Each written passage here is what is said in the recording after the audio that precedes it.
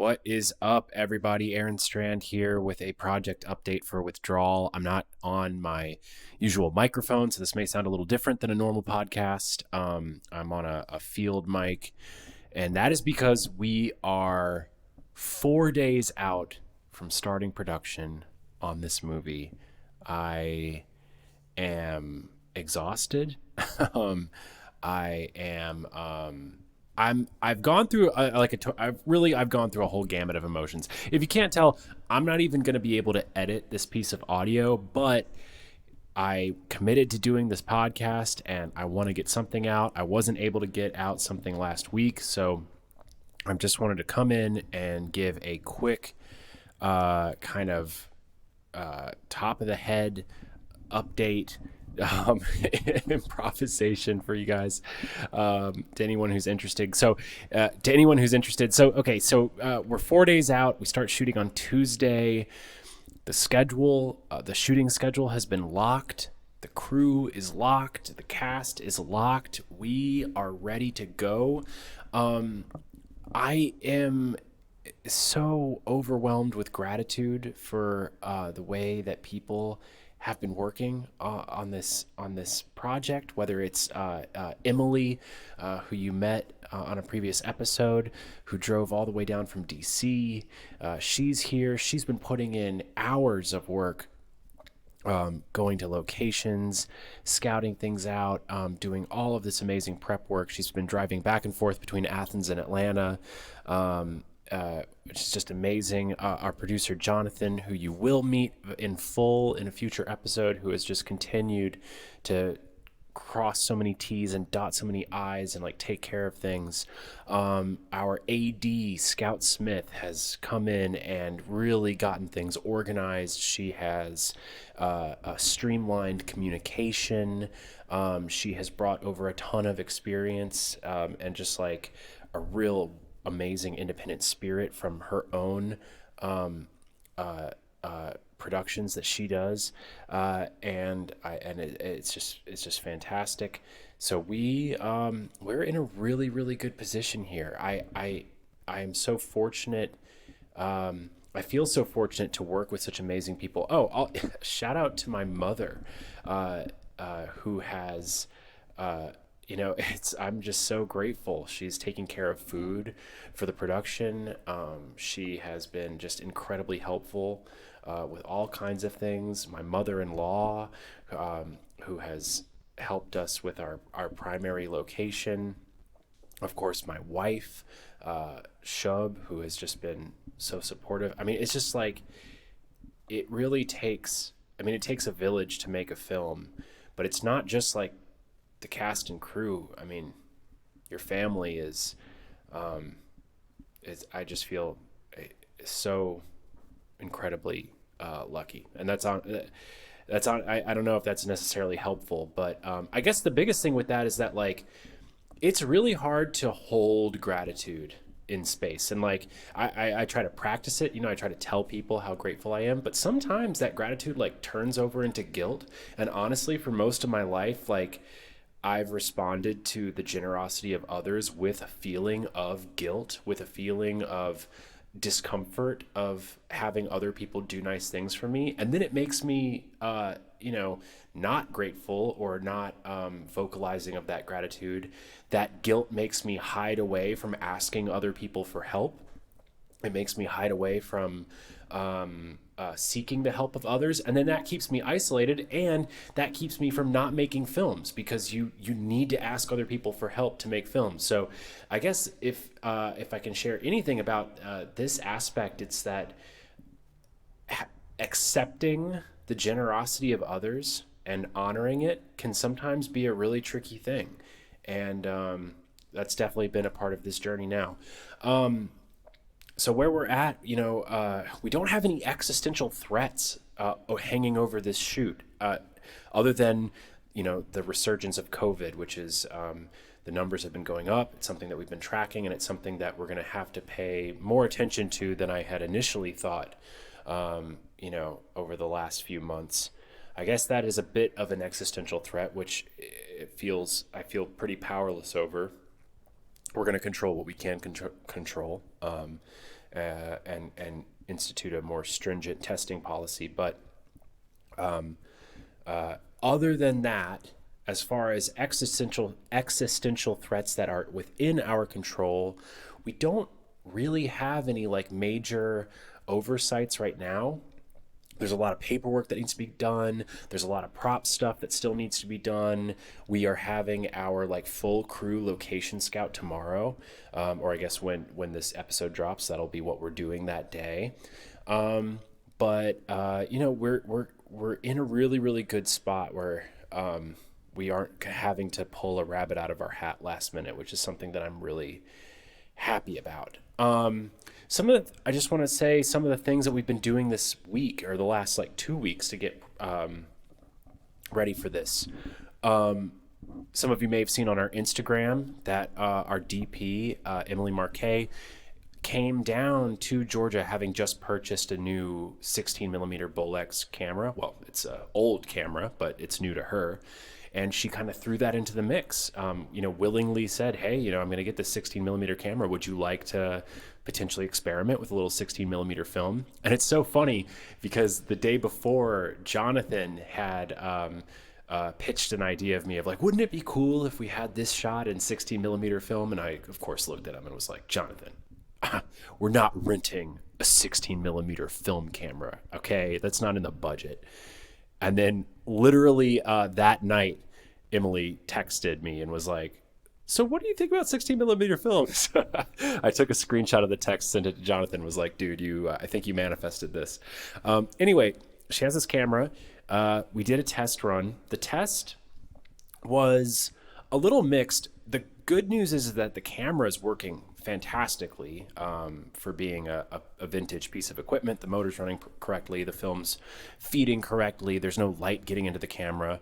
We did have a little bit of a learning curve as far as our focus with the lens that we were using. Turned out that the lens that was on the camera doesn't have as close of a focal distance as we had hoped for. So we were trying to shoot some sort of close-up footage. It was on a 25 millimeter lens. And so we were putting the camera within about a foot of the subject matter.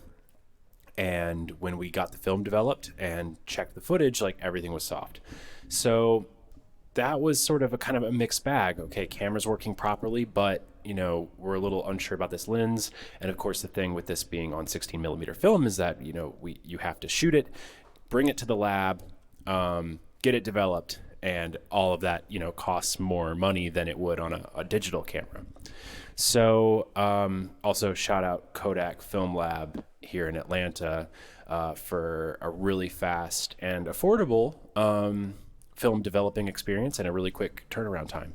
So thanks to them.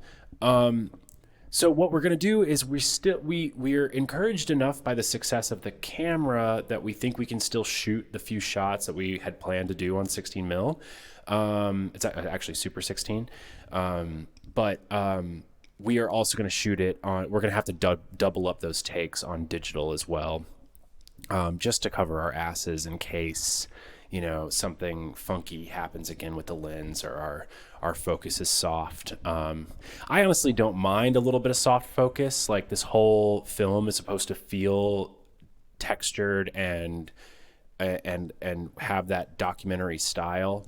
But, even if it is a little bit soft, it still has to be like watchable. So we're going to cover our butts with that and pretty much double shoot those few little moments. One of the other things that we did recently was that we had our intimacy coordinator rehearsal. Now, we have an amazing intimacy coordinator named Christina Arjona.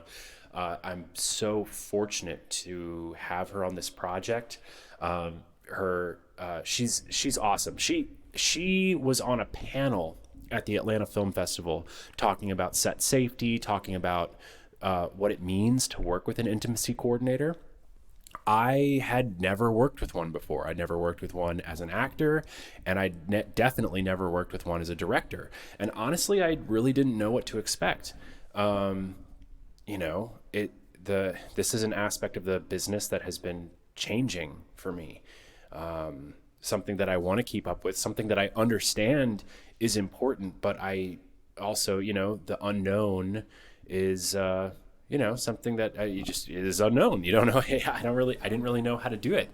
And when she was at the panel at the Atlanta Film Festival, I reached out to her afterwards. Well, she said on the panel, she said, "Hey, even if you're an independent production, because usually she works for big union sets. She said, even if you're an independent production, reach out to me. If I can't help you, I will set you up with someone who does. I am on a mission to normalize this as part of production, and no budget is too small for an intimacy coordinator." So I reached out to her and I said, "Hey, yeah, you know what you said about the budget? Can you help me out here?" And to my great fortune, she was willing to come on the project and to work within what our budget could allow.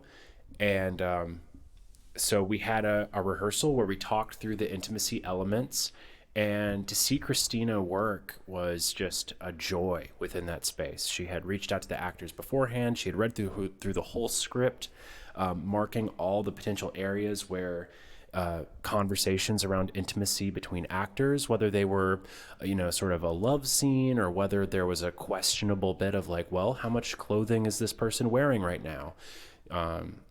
She did that. She had private conversations with the actors, away from me, away from the director, away from that sort of like, power structure. Even though we try to keep a very open and comfortable communication, you still have to understand that there's a certain level of power structure that you want to subvert within this. Talking to them about what their comfort level was. I really want to have Christina on the podcast so that she can explain this better. All this to say is that we finally got to a rehearsal where we were all in the space together, and she really helped craft these moments of physical intimacy and choreograph them like a dance, which is already like right up my alley, because I don't believe in this sort of like, oh, everything's like supposed to feel real. No, I believe in the power of dramatic stagecraft, and to watch, and Christina clearly does too, to watch her work, to watch her find these elements as storytelling elements, not just like, hey, actors go make out on camera and like, try to feel it. No, like, these beats can only work if they're part of the greater story. So how do we tease out all the little subtextual story threads? This is such an exciting process, and brought so much life and purpose and safety to these elements that made everyone just feel comfortable. And all of a sudden they created, a sandbox for us to play in. And it was just a really, really joyful experience. And I'm so glad that she was able to share that with us, and that she's a part of this team. Yeah, there's been a lot of, we're sort of like drowning in communications right now of like getting everything set. We got to get all of our paperwork together last minute, which is like the not fun stuff of production. Jonathan, once again, has just been integral with that. But ultimately, we are. I think we are ready. I don't want to say that with confidence. I don't want. I guess I have a bit of a tendency to kind of err on the side of some kind of false humility here, and say, oh, I think we're sort of kind of ready, maybe. And while there's always the room for error, and things will happen that we will have to adjust to, the truth is that I think we're ready. I think we're ready to take on the challenges of making a movie. I think we're ready to tell this story to the best of our ability. Will it be the greatest piece of work ever made? Probably not, but that's not really in our control anyway. I guess that's the other thing that I really am trying to remind myself on, is in my few moments of silence, I'm trying to close my eyes, visualize what the days will be like, visualize the moments that we are trying to capture on film, the story that we're trying to tell, and then let go of the result. Because art, just like all things in life, we're really in control of very, very little of it. I mean, we're in control of about, like, I believe, maybe 3 to 5% of our lives. And everything else is out of our control. And yet we spend the majority of our time stressing about the 95% that we don't have control over. And that's the really hard, it's a hard thing to kind of accept and to wrap your mind around, just how out of control we are. It's not up to us to make a great movie. It's not up to us to live a perfect life in many ways. How certain directors that you could point to manage to consistently churn out really, really good work is probably a testament to their ability to accept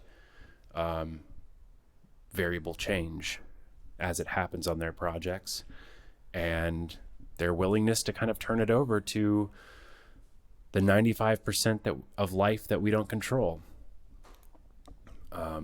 which does sort of tread into spiritual territory. You could definitely call that 95% of things we don't control in the world God. Anyway, that is sort of where my mind is at. It's a mixture between absolute mundane banality of contracts and writers and script revisions and schedules of is our out time here 12:30 or 12:45, mixed with a bit of like trying to lean into the profound, lean into the mystery, and turn over my need for results on this. We put in our work. We do what we can do. We earn our future, and we leave the results to something else.